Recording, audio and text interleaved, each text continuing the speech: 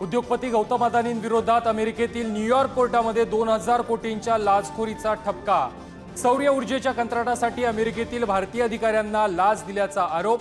भारतीय शेअर बाजारातही या बातमीनंतर पडझड। गौतम अदानी यांना अटक करून चौकशी करा। अदानींच्या चौकशीमध्ये मोदींचं देखील नाव येईल। राहुल गांधींचा हल्लाबोल।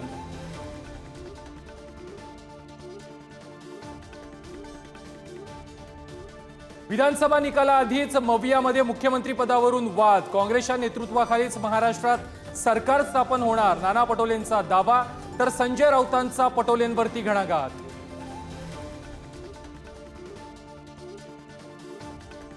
निकालाआधीच सत्तेस्थापनेची गणित जुळवण्यासाठी महायुती आणि मवियाकडून बैठकांचं सत्र।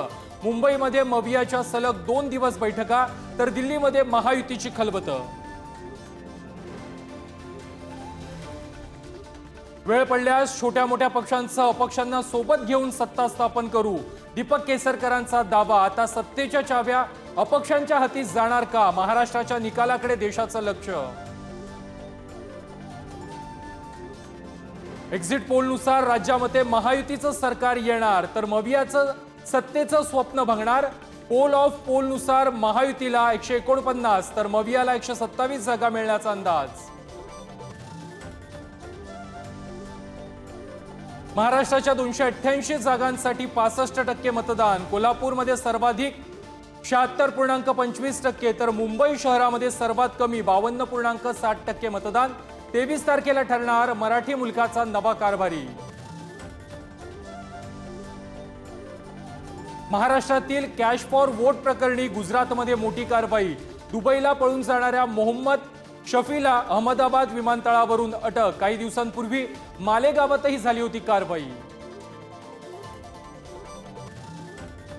नागपूरमध्ये काँग्रेस आणि भाजप कार्यकर्त्यांमध्ये हाणामारी। निवडणूक अधिकाऱ्यावरती अज्ञातांकडून तलवारी आणि चाकू हल्ला।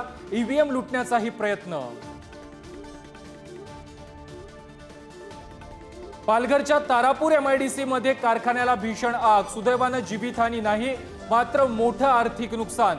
आगीवर नियंत्रण मिळवण्यामध्ये अग्निशमन दलाला यश।